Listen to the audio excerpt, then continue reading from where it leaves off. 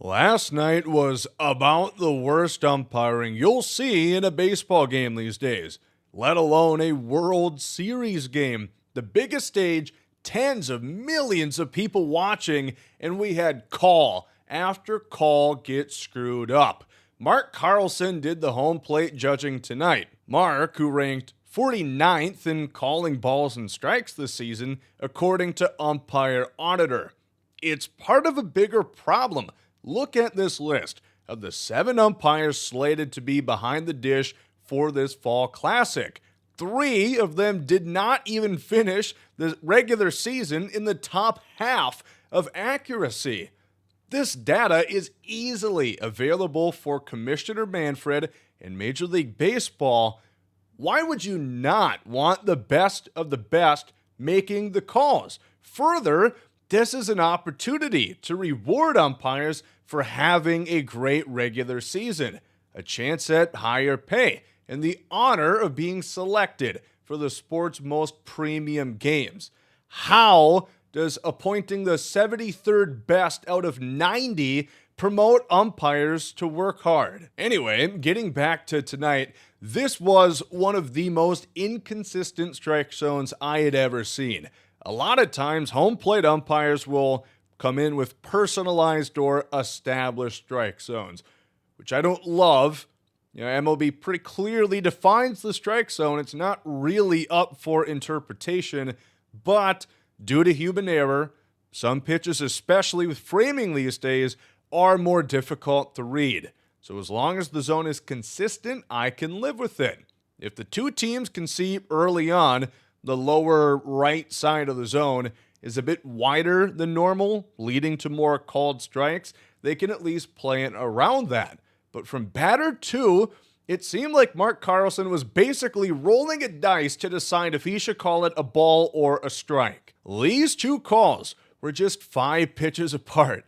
The same batter, the same pitcher, the same at-bat. An outside pitch called a strike, and then one very clearly in the zone called a ball. As a batter, how are you supposed to know what to swing at? As a pitcher, how are you supposed to know where to throw it? An umpire, in my eyes, has 3 jobs. Call the game evenly. Don't exhibit bias towards either team. Try to make every call you can the correct one. And make your impact on the game as little as humanly possible. Nobody wants the umpires to decide the outcome of a game. So, top 3.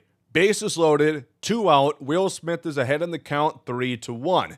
And he sees this cutter, which should be ball 4, and bring in a run. Nope. Called a strike. Leiter would end up getting him to ground out to end the inning. There's no room for interpretation here.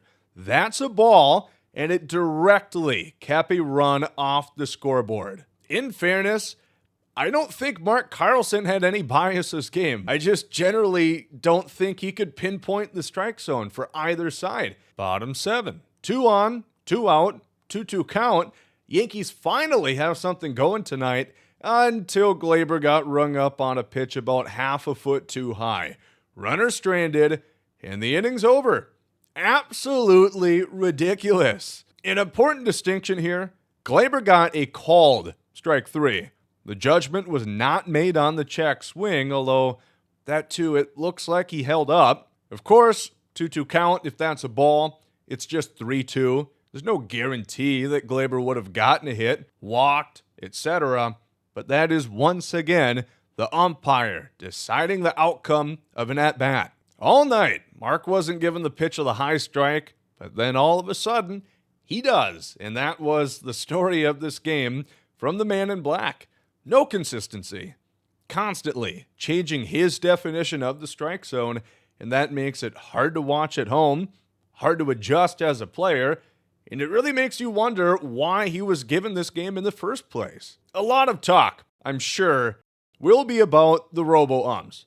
The automated ball strike system that has been used in some minor leagues since 2022, where there is still a human umpire actually deciding balls and strikes, but utilizing the Hawkeye technology, they're seeing exactly if these pitches are balls or strikes, and it gives the batter or pitcher an opportunity to challenge if they disagree, and it's all done within seconds. It's really cool. But according to recent reports, it does not sound like it'll be implemented for Major League Baseball for at least the 2025 season. Possibly could be ready in time for 2026, so we'll have to put up with a lot of future displays like this for some time longer.